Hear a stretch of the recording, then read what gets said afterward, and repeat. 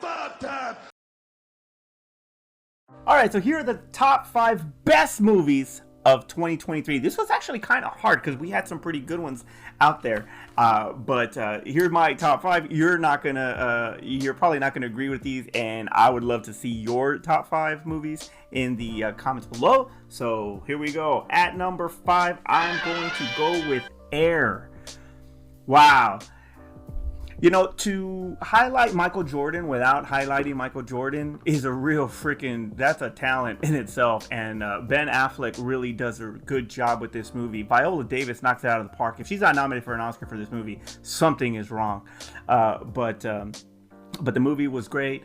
It tells that story of how Nike brings out the Jordan that eventually turns into the Jordan brand and completely elevates wearing sneakers to a whole other level, takes it to a whole other level, and it's one of the biggest and most successful brands ever. And Michael Jordan, he completely changed the game of basketball, and oh my gosh, the movie is just absolutely fantastic. Matt Damon is really good in this movie. Always good to see Chris Tucker, and of course Ben Affleck's direction is just awesome. So Air is my number 5. At number 4, I'm gonna go with Spider-Man Across the Spider-Verse.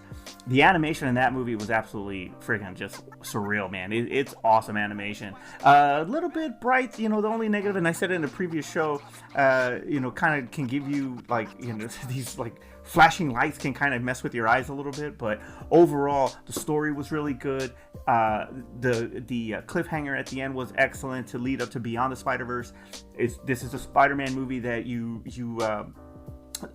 it's a Spider-Man movie that is definitely the Spider-Man movie to beat. It's really, really good. All the characters are phenomenal. The soundtrack is amazing. So check it out if you haven't seen it. But yeah, that's my number 4. Number 3, I'm going to go with Guardians of the Galaxy 3. To say goodbye to these characters, that were introduced in 2014, and all of the contributions that those characters gave to the MCU, from an unknown product to where it is now, with the talents of Chris Pratt, Zoe Saldana, Dave Bautista, Bradley Cooper, and Vin Diesel, I guess. It is just amazing, and this is probably the most heartfelt comic book movie I've ever seen. To see the things, especially Rocket's backstory, and to see all that and to get those emotions, and it's very rare that you get raw emotions from a comic book movie.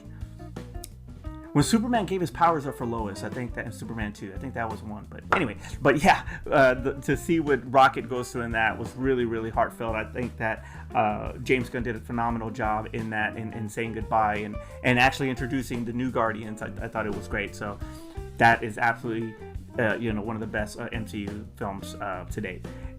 Guardians at number 3. Number 2 is Oppenheimer. Man, Chris Nolan's attention to detail in that movie is what makes him one of the best directors of this generation.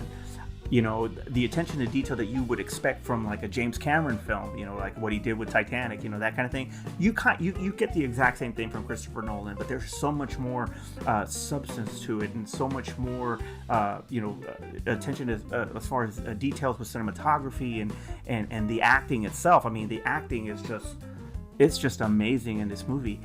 And I'm pretty sure that Robert Downey Jr. is going to be nominated for an Oscar for this movie as well. So look for that in March. But yeah, Oppenheimer is definitely a movie to watch, a movie to respect when it comes to Nolan's filmography. So yeah. And number 1 for me, which I just had another video on it, and he was number 1 there. Guess what? He's number 1 again, because it's Godzilla -1. Absolutely the best movie of the year. Just awesome. I'm still excited. The ending of the last video, I was excited, and I'm still excited just from that movie. I have seen that movie at least 2 or 3 times already. And when you're watching a Godzilla movie, the human characters are usually kind of like, especially the Japanese version back in the day, they were kind of like, they weren't they didn't have much substance to them. I'll just say that. And in this one, it is a really good human story. That the human element in this movie is phenomenal. But to have Godzilla back in his natural state of being a natural disaster and complete destruction is just perfection. This movie is what is absolutely, in my opinion, the best Godzilla movie of all time. And I really do love me some Megalon. Megalon? Is that his name, right? Megalon? Yeah. Anyway, but yeah, absolutely phenomenal movie. If you have not seen -1, go see -1. Woo. Leave your comment below. Let me know what your top 5 movies are. And what did I leave out?